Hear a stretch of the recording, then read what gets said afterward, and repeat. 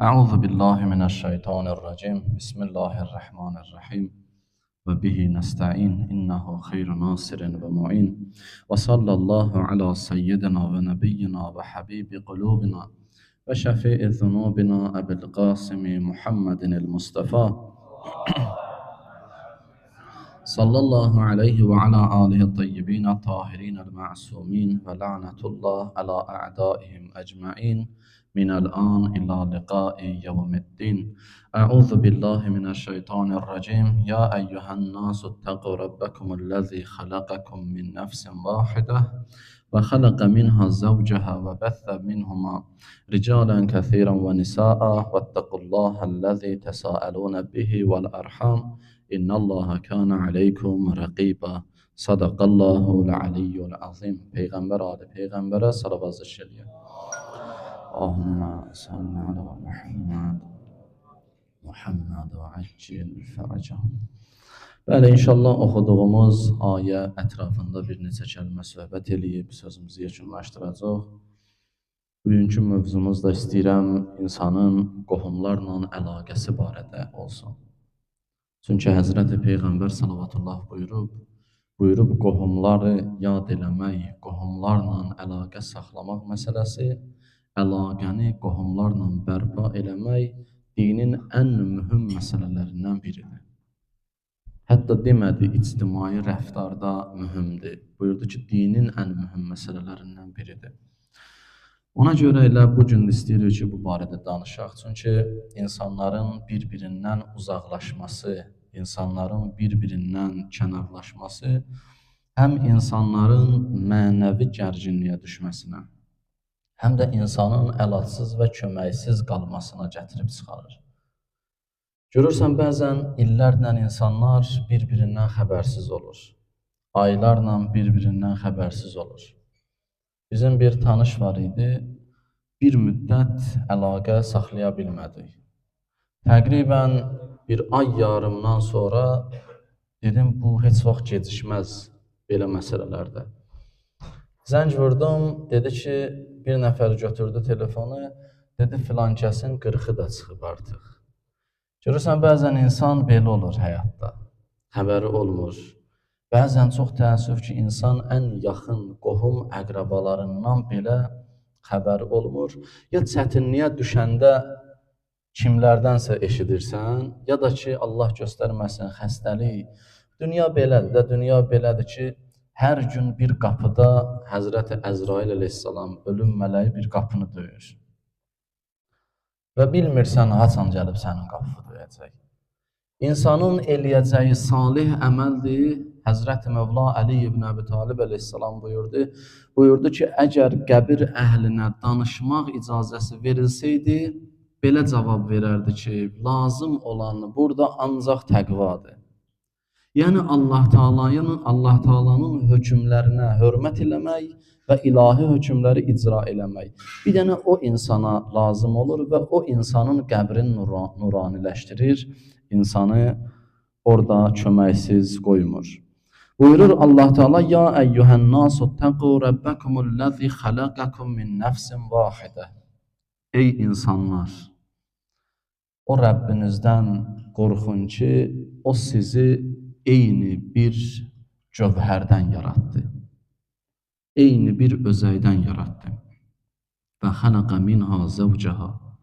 Və həmin özəydən o insanın öz zövcəsin, öz qarşılığını da yaratdı. Yəni insanı Allah Teala nədən yaratdı? Torpaqdan, gildən. Və o gilin qalan hissəsindən də onun zövcəsini yaratdı. Yəni Həzrəti Həvvanı yaratdı. Və xalaqa minha zawjaha və bəssə minhuma ricalan kəsiran və nisaa. Və o ikisindən ki, təbii ki, təkcə o ikisi deyildi, onun övladları və övladlarının evləndiyi, ailə qurduğu şəxslər və onlardan çoxluca kişilər və qadınlar yaratdı. Vəttəqullahəl-ləzi təsəəlunə bih. O Allahdan qorxun ki, onun adı ilə bir-birinizə müraciət edirsiniz. Bəzən and verirsiniz, bəzən nəsə istəyirsiniz onun adı ilə. Vəl-ərham və Qohumlarınız barədə Allahdan qorxun. Yaxınlarla əlaqəni bərpa eləmə məsələsi barəsində Allahdan qorxun. İnnallaha kana aleykum raqiba. Allah Taala sizi izləyir və müşahidə edir. Sizə nəzarət edir. Raqiba yəni nəzarət edir. Bu mübarək Nisa surəsinin 1-ci ayəsi idi. Və Allah Taala bu surənin 1-ci ayəsində bu mövzunu və bu surənin adı da Nisadır, yəni qadınlar. Quran-ı Kərimdə Mədinədə nazil olan surələrdən biridir.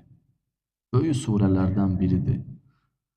Quran-ı Kərimdə ardıcıllıq etibarı ilə 4-cü surədir, yəni Qurandakı tərtib əsasında. Amma Mədinə şəhərində nazil oldu. Niyə Nisa adlandı? Nisa qadınlar deməkdir. Qadınlar surəsi. Görürsən, Allah Taala qadınların adına böyük bir surə həsr eləyib. Rəcul surəsi yoxdur, insanlar var ümumi. Rəcul surəsi yoxdur, amma Nisa surəsi var. Qadınlar surəsi var. Möminlər surəsi var. Momin surəsi var.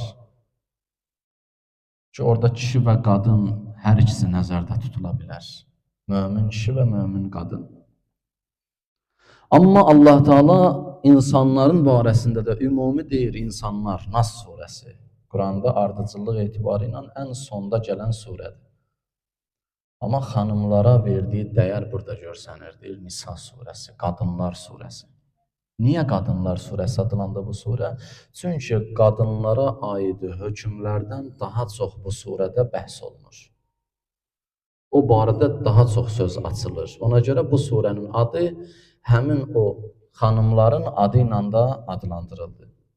Ümumi irs, şəriətin təyin elədiyi hökmlər və Allah Taalanın insanı yaratmağı, necə ki əvvəldə qeyd olundu, bu barədə bəhs olunur.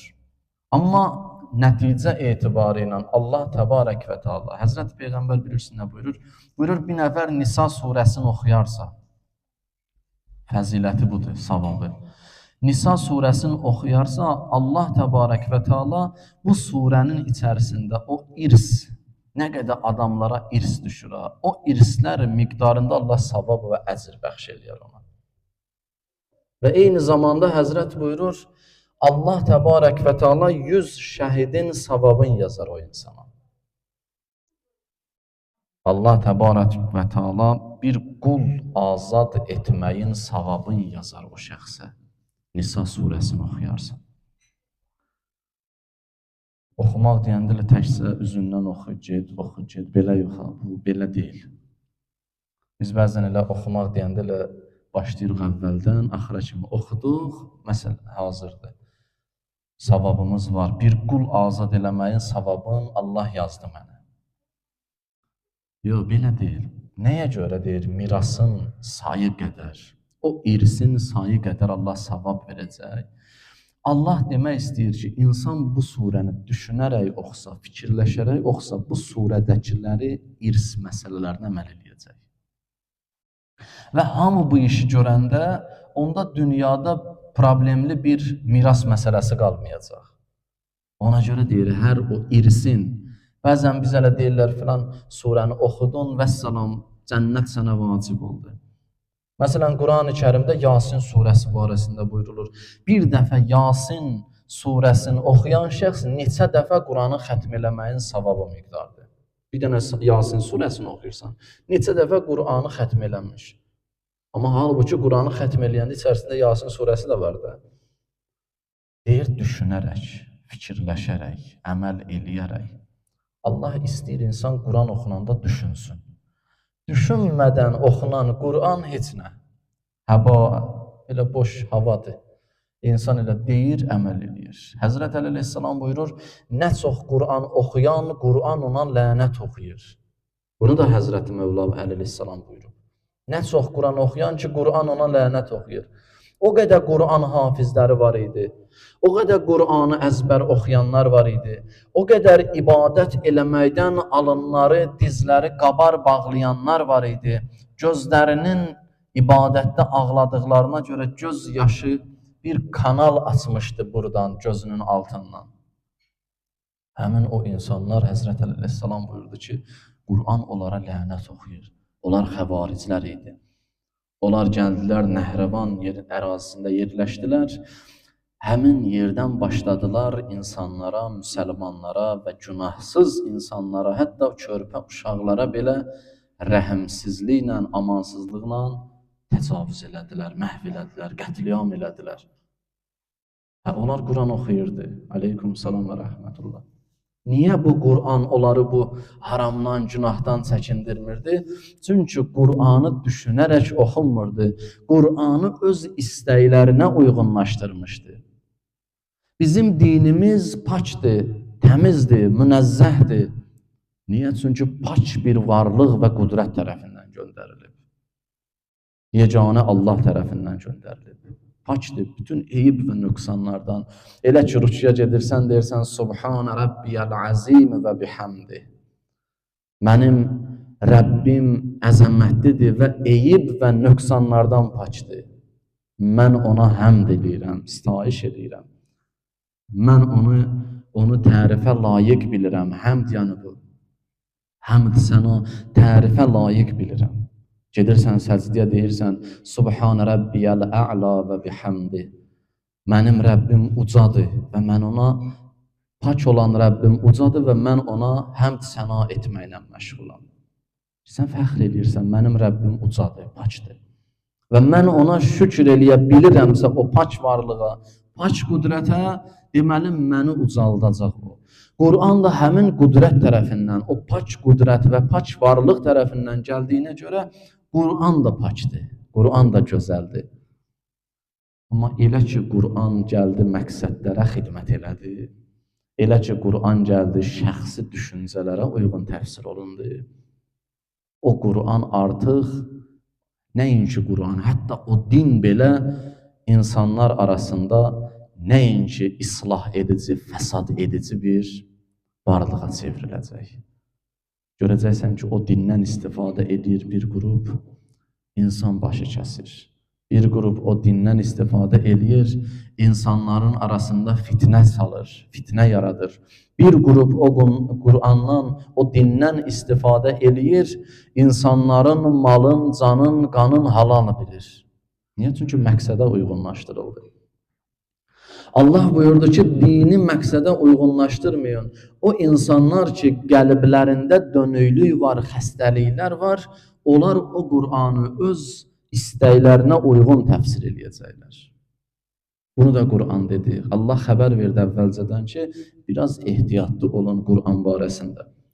Ona görə Allah Təbarək və Teala buyurdu ki, ey insanlar, müraciət insanlaradır, möminlərə deyil, bütün insanlara. Nisa surəsinin 1-ci ayəsində. Nəyə görə insanlara? Quranda 2 cür müraciət var, əsasən. Bir var, ümumi olaraq möminlərə müraciət edir. Burada biraz əhatə dairəsi yığcamdır. Yəni, ay möminlər, ay Allaha iman gətirən bəndələr. Müraciət belədir. Bir də var, müraciət ümumbəşərdir. Allah Teala dünyada nə qədər insanlar var, bundan sonra nə qədər olacaq, hamısına müraciət edir. Ya əyyuhənnas, ittəqu rəbbəkum. Ey insanlar, Rəbbinizdən qorxun, təqvalı olun. Nəyə görə insanların hamısına müraciət elədi? Qur'anı ancaq qəbul eləyənlər bunu oxuyacaq axı. Allah dedi ki, Qur'anı qəbul eləyənə də bu aiddir, qəbul eləməyənə də bu aiddir. Niyə? Çünki Qur'an deyir, düşün axı, fikirləş. İnsan fikirləşəndə baxacaq, görəcək, xələqəkum əlləzi xələqəkum min nəfsin vahidə. Görəcək ki, həmin o yaradan, Qur'anı göndərən, bizi eyni şəxslərdən yaradan Allahdır. Bizi yoxdan yaradan Allahdır. Həmin o Allahdır bu mesajı göndərən. Mən yox idim, yaratdı. Mən yox idim, mənə varlıq bəxş elədi. Nəinki varlıq bəxş elədi? Mənə varlıq bəxş eləyəndən sonra başladı məni tərifləməyə. Ləqəd xələqnəl insana fi əhsən təqvim. Dedi, elə bir varlıq yaratdım ki, bundan gözəli yoxdur. Bundan yaxşısı yoxdur. Bundan üstünü yoxdur. Ən üstün qüdrət, ən ali dəyər bunda cəm olub, bunda yerləşib. və bəthə minhuma ricalan kəsiran və nisaa. Və sonra mən insanları çoxaltdım. Bütün dünyanı əhatə edir insanlar. Vaxt var idi, cəmi 2 nəfər idisə, o yaratdığım şəxslər, Adəm və Həvva idisə, indi bütün dünyanı insan varlığı əhatə edir. Vəttəqullahəl-ləzi təsəəlunə bih. Allahdan qorxun, o Allahdan ki, onun adı ilə bir-birinizdən nəsə istəyirsiniz. Vəl-ərham. Və bizim mövzumuza uyğun olan bu hissəsidir. Və qohumlar barədə Allahdan qorxun. Qohumlarınız barədə. İslam dini Həzrəti Peyğəmbər sallavatullahın buyurduğu kimi qohumlara və qohumlarla əlaqəni bərpa eləməyə həddindən artıq çoxlu önəm verib. Çünki qohumlarla əlaqə bərpa olunmasa, əvvəldə dediyimiz kimi, insan tənha qalar. İnsan ictimai varlıqdır. İnsan tənha qalar. Və'budullaha və la tuşriku bihi şey'a. Allah Teala buyurur başqa bir surədə. Elə Nisa surəsinin başqa bir ayəsində 36-cı ayədə buyurur. O Allaha ibadət eləyin ki, Allaha ibadət eləyin və Allaha şərik qoşmayın və bil valideyni ihsana və valideynlərinizə yaxşılıq eləyin. Və bizil qurba və qohumlarınıza yaxşılıq eləyin. Yaxınlarınıza yaxşılıq eləyin. Vəli məsakin ardı gəlir ayənin və o insanlar ki, miskindirlər, o insanlar ki, yetimdirlər filandılar. Amma ardıcıllıq etibarı ilə Allah Teala özünə ibadəti, özünə şərik qoşmamağı qeyd edəndən sonra valideyninə yaxşılıq və ardıca dərhal qohumlara və yaxınlara kömək eləmək və onlarla əlaqələri qırmamaq və onlarla mehriban olmaq. Həzrəti Peyğəmbər sallallahu bir hədisdə buyurulur, hədis-i şərifdə buyurur ki, ay cəmaət, burada olanlar, olmayanlar hamına aiddir, özdə deyir. Yəni bizə də aiddir, bu gün bizə də aiddir həmin hədis. Buyurur ki, burada olanlar və olmayanlar fərq eləmir.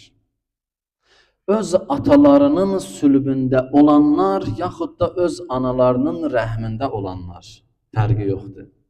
Və buyurur ardıca, qiyamət gününə qədər dünyaya gələnlər, hamısına aiddir bu məsələ. Həzrət buyurur ki, bilin, sizə tövsiyə eləyirəm ki, gedib qohumlarınızı yad eləyin. Qohumlarınızı gedin ziyarət eləyin, yad eləyin.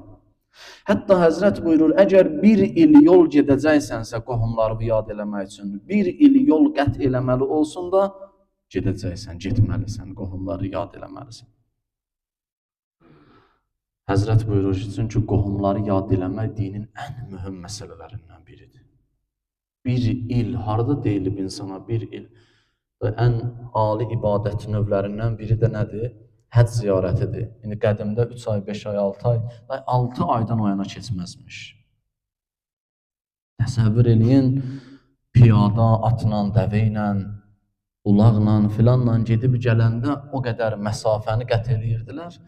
Həzrət buyurur ki, hətta 1 il belə yola vaxt sərf eləməli olsuz da, qohumları gedib ziyarət edin.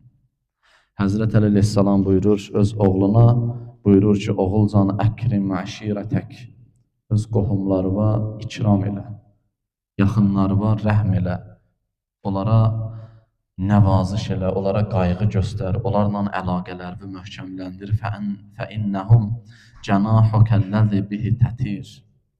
Çünki onlar sənin uçan qanadlarındır. O qanadlarındır ki, sənin onun vasitəsilə sən uçursan. Və əslukəlləzi iləyhi təssur. Və sənin kökündür onlar.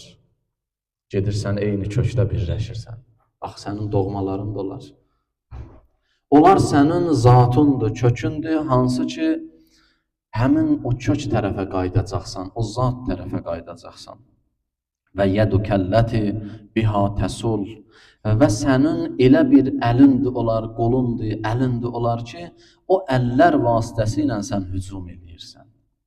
Sənin vuran əlindir, görən gözündür, uçan qanadlarındır ki, Həzrəti Əli əleyhissalam bu qədər əhəmiyyətli hesab edir.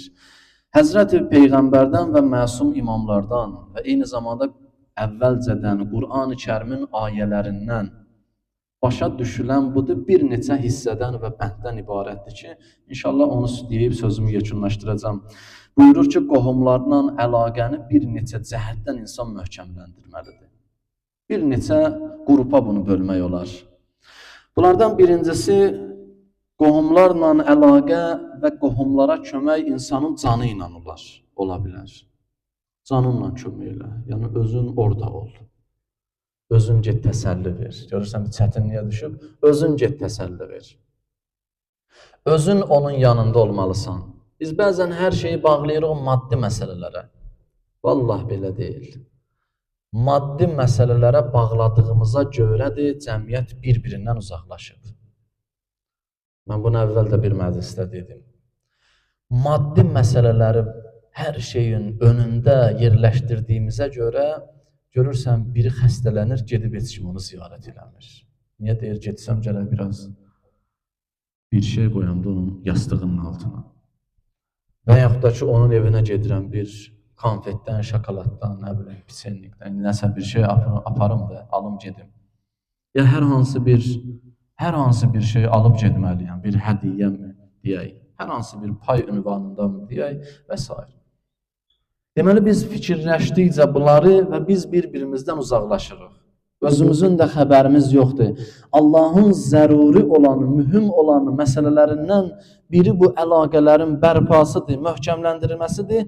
Biz həmin o bərpanı bağlamışıq 5 manat, 10 manata. Dünyada lazımsız, dəyərsiz olan hansı ki, onların heç biri bizə milyardlar qala bizdən sonra faydası olmayacaq. Trilyon qala bizə faydası olmayacaq. Böyük villalarımız qala faydası olmayacaq. Hətta bəzən dünyada belədir. İnsan görürsən, artıq can vermə ərəfəsindədir. Can verir, baxır ətrafına. Görür, nə var ətrafında? Gözəl, zərli, zibalı, üstürlər, evlər, yaraşıqlı, bəzəkli divarlar. Bunlar gözəldir hamısı, amma müvəqqəti o qaldığın müddət ərzində gözəldir. Zaman gəlir, insana bir ağrı gəlir, bir şiddət gəlir, bir narahatçılıq gəlir.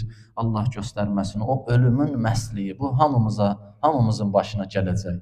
Amma Allah onun yüngülündən versin bizə. Görürsən, insanın o şiddətli ölüm ağrısı, ölüm acısı gələndə, insan nəinki ətrafında heç kimi görmür, o ağrıdan qalxır, yatır, qalxır, yatır. Ağrıdan dayana bilmir. İndi həmən vaxt gəl ona denən.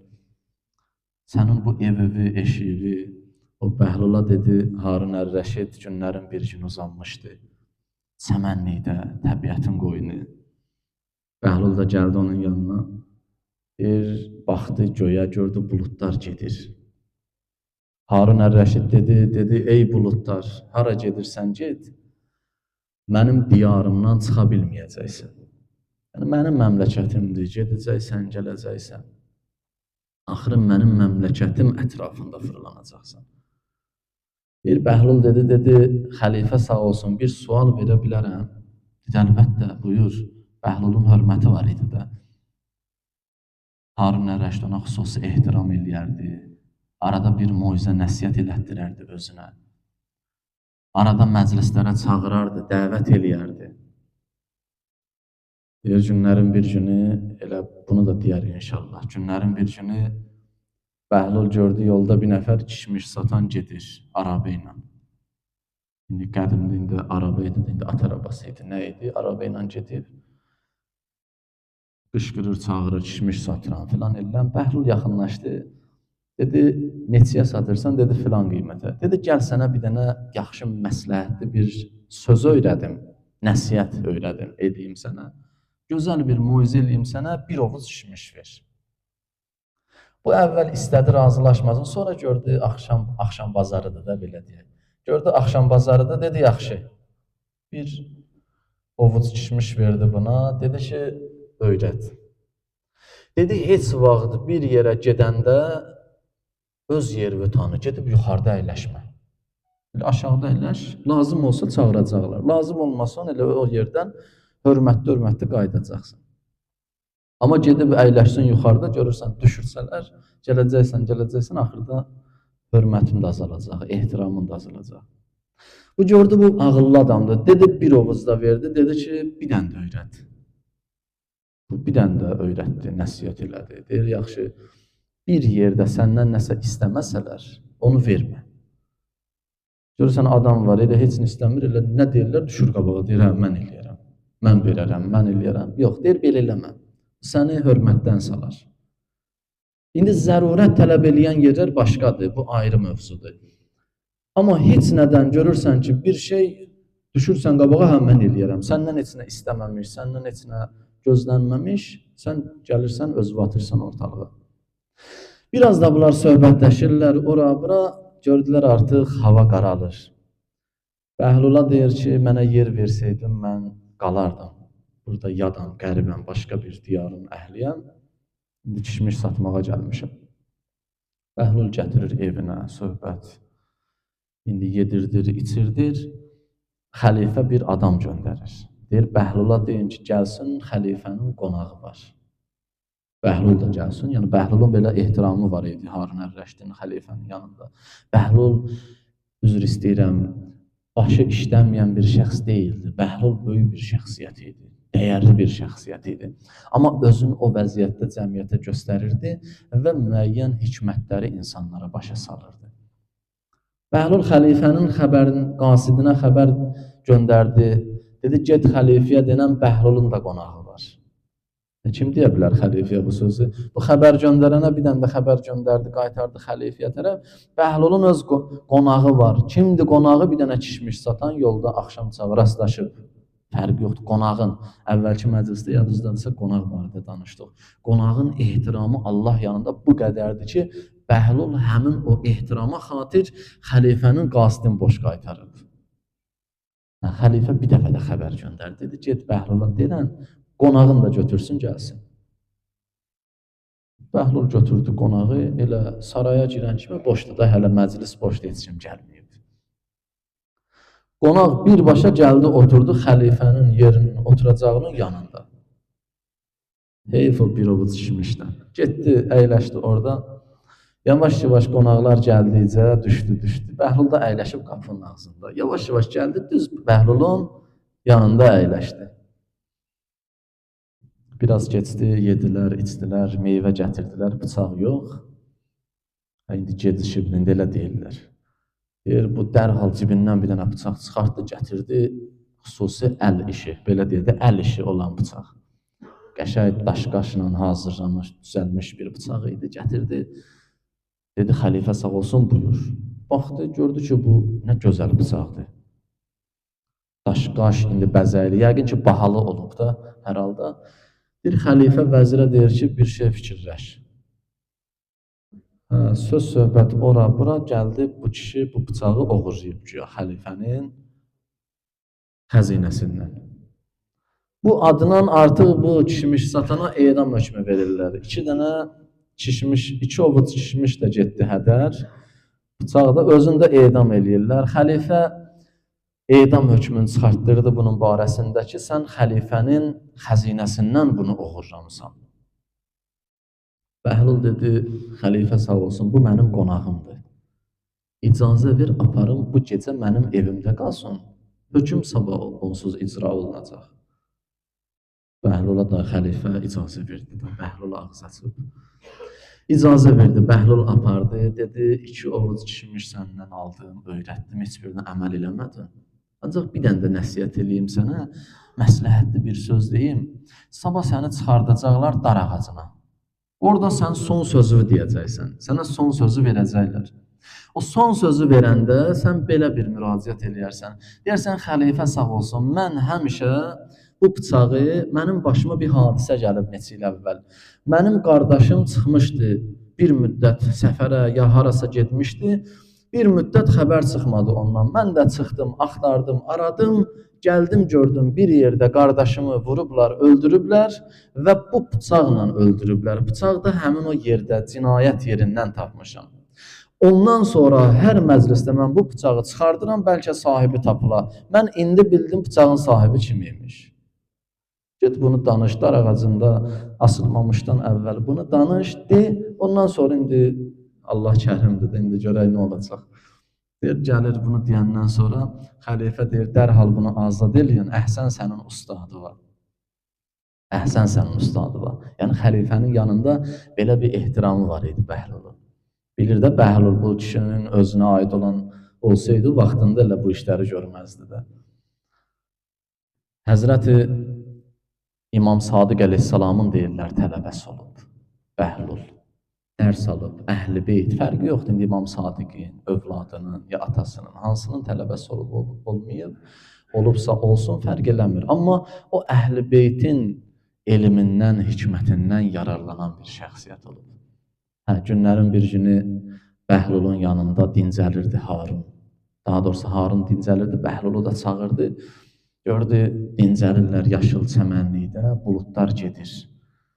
Harun dedi ki, hara gedirsiniz gedin, mənim məmləkətimdən qırağa çıxa bilməyəcəksiniz. Bəhlul dedi, xəlifə sağ olsun, onlar bir sual verim, deyirdi. Dedi, əgər Allah göstərməsin, belə bir susuzluq xəstəliyinə düçar olasan, su da tapmayasan. Yarım istəkan su verələr sənə və deyələr ki, mülküvün, məmləkətivin, taxtı tacivin yarısını ver bunun müqabilində. Amma ondan başqa da yoxdur. Verərsən, deyir, əlbəttə verərəm, canımdan artıq deyil ki. Deyir, yaxşı, bu suyu içəndən sonra elə bir xəstəliyə düçar olasan ki, bir həkim gələ, deyək ki, ancaq mən müalicə eləyə bilərəm səni, yerdə qalan hissəsində o mülküvün ver mənə. Verərsən yenə, deyir, əlbəttə, tərəddüd eləmədən deyir, verərəm. Deyir, yaxşı, əgər bu boyda məmləkət bir istəkan suyu, yarım istəkan suyun içib ifraz olunmasına sərf olunursa, bunun nəyi ilə öyünürsən? Bunun nəyi ilə sən fəxr edirsən, fərəhlənirsən? Ona görə, əzizlər, dünyada olan heç bir mal öyünmək üçün vasitə ola bilməz insan üçün. Nə sərvət ola bilməz, nə var dövlət ola bilməz, nə gözəl ev eşik ola bilməz, nə şan şöhrət ola bilməz, nə digər miniklər, maşınlar, filanlar, heç bir nəqliyyat vasitəsi ola bilməz, nə də ki, var dövlət zənginliyi ola bilməz. Hətta heç elm özü də ola bilməz insan üçün fəxr olması bir qüdrət hesab olunsun. Niyə oluna bilməz? Çünki bunların hər biri, kim olursan ol, deyəcəklər sən öləndən sonra meyidi gətir, meyidi apar. Sən artıq sonunda meyidsən. Sən artıq sonunda bir cənazədən ibarət olacaqsan. Nəyə görə bu qədər özünlə fəxr eləməlisən? Həmin o alınlar ki, o başlar ki, dik gəzir, həmin o dik gəzən başlar zaman gələcək, heç tərpədə bilməyəcək, özün qusulun başqa bir şəxs verəcək, qoyacaq qəbrə. Üstünə torpağı tökəcək, yaxınları, əzizləri, qalacaqsan orada tənha, tək. Onda dərk eləyəcəksən ki, ilahi, səndən başqa mənim heç kimim yox imiş. Həzrəti Peyğəmbər salawatullahdan və məsum imamlardan gələn hədislərə əsasən insanın qohumlarla əlaqəsinin bərpası bir neçə hissiyə bölmək olar. Onlardan birincisi, insanın öz canı ilə onların dərdinə yanmaq. Yəni, insanın özü orada olmalıdır.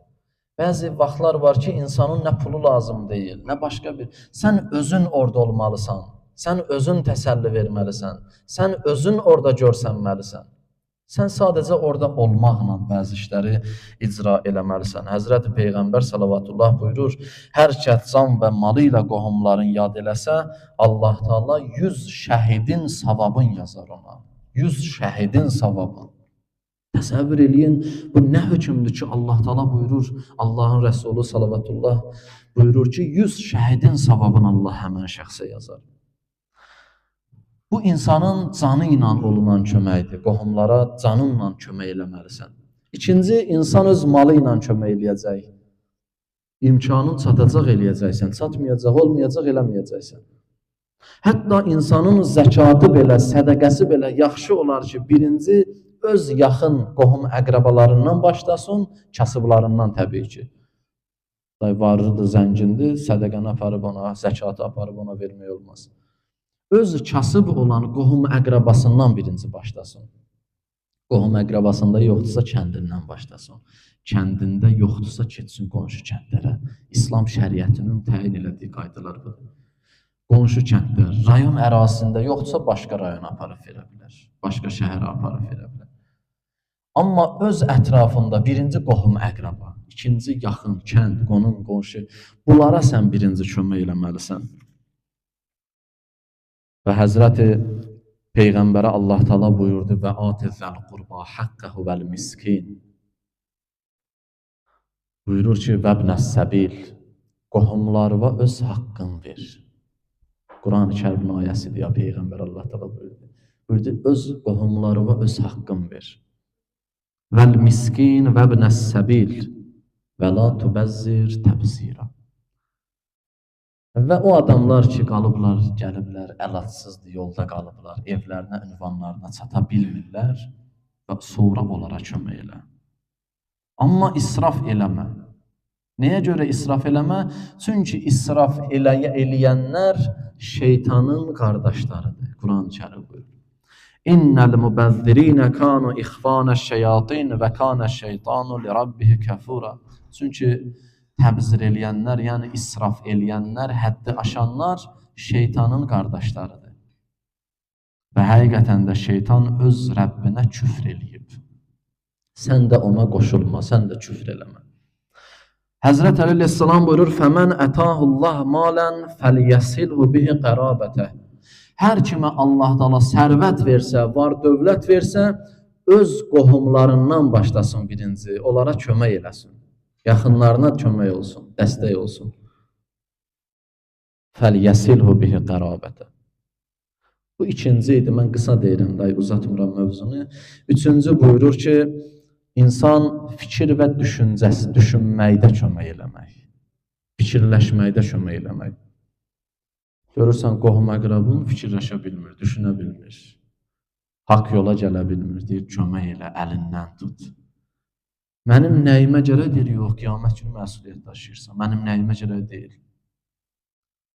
Əgər insana Allah ağıl veribsə, deməli, böyük bir nemət verib. Hər bir insanın daxili Peyğəmbər var, onun ağlı. Görürsən, birinin ağlı yoxdur, ona heç zahiri Peyğəmbərlər də, Həzrəti Peyğəmbər gəlib tutub əlindən apara, xeyri yoxdur, aparıb heç yerə çıxarda bilməyəcək onu. Yəni, o adamın özünün ona qüdrəti yoxdur, özünün tutumu yoxdur. Amma insanın, Peyğəmbərlər niyə gəlib? Hədislərdə belə buyurulur. Buyurulur, Peyğəmbərlər gəlib, zahiri Peyğəmbər, 124 min Peyğəmbərə deyirlər, zahiri Peyğəmbər. Həmin o Peyğəmbərlər gəlib insanların batini Peyğəmbərləri ilə müttəfiq olsunlar. İnsanı hədəfə çatdırmaq üçün. Batini Peyğəmbər nədir? İnsanın ağlı, düşüncəsi. Ona görə Peyğəmbərlər gəlib insanlara ağılları kəsən məsələləri deyib. İnsanları ağılları ilə yanaşıblar. Onlara düzgün yolu göstərsin. Həqiqət yolunu göstərsin. Həzrəti Peyğəmbər 3 il idi artıq. 3 il idi ki, Peyğəmbərlik ona verilmişdi, amma gizlin təbliğ eləyirdi. Həzrət gizlin şəkildə təbliğ eləyirdi. İnsanlara gizli şəkildə İslamı çatdırırdı, dini gözəllikləri çatdırırdı. 3 ildən sonra Allah Taala artıq ümumi təbliğat əmrini verəndə birinci nə dedi? Quran-ı Kərim buyurur və ənzir əşirətəkəl əqrəbin. Buyurur ki, öz yaxın qohumlarını birinci qorxud. İlahi əzabla. Peyğəmbərə deyir bunu. Birinci öz qohumlarından başla. Yaxın qohumlarını ilahi əzabla qorxud. Niyə? Çünki qohumlarının sənin öhdündə, sənin boynunda vəzifələri var, haqları var.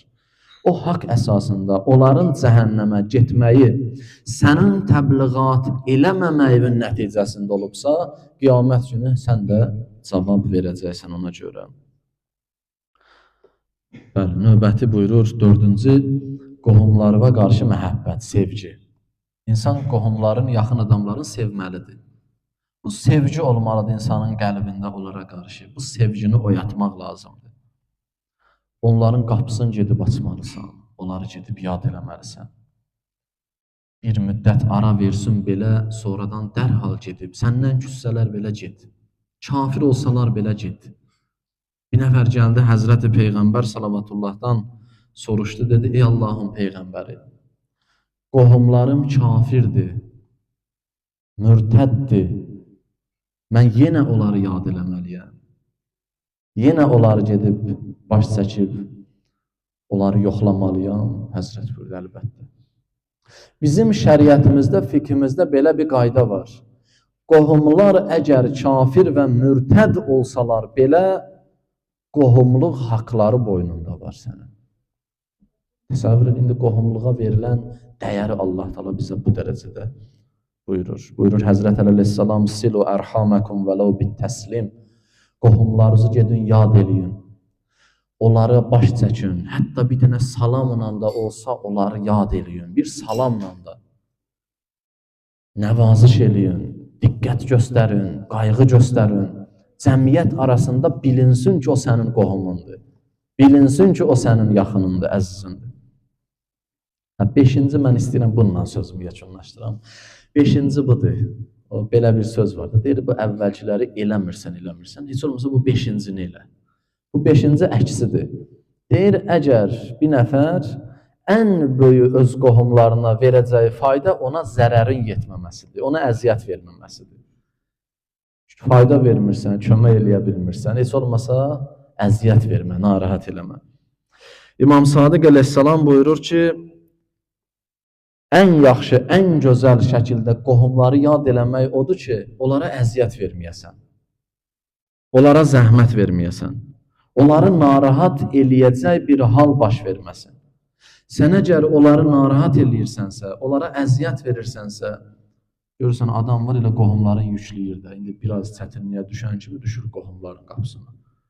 Çətinliyə salır, onsuz da çətin gündədir. Fərqi yoxdur, istər maddi olsun, istər mənəvi. Bunların heç birinin fərqi yoxdur. Buyurur ki, əgər onları istər maddi cəhətdən, istər mənəvi cəhətdən yükləyirsənsə, əziyyətə salırsan, zəhmətə salırsansa, ən pis hal budur sənin üçün qohumlarına qarşı, ən laqeyd olmağın mənası ilə budur.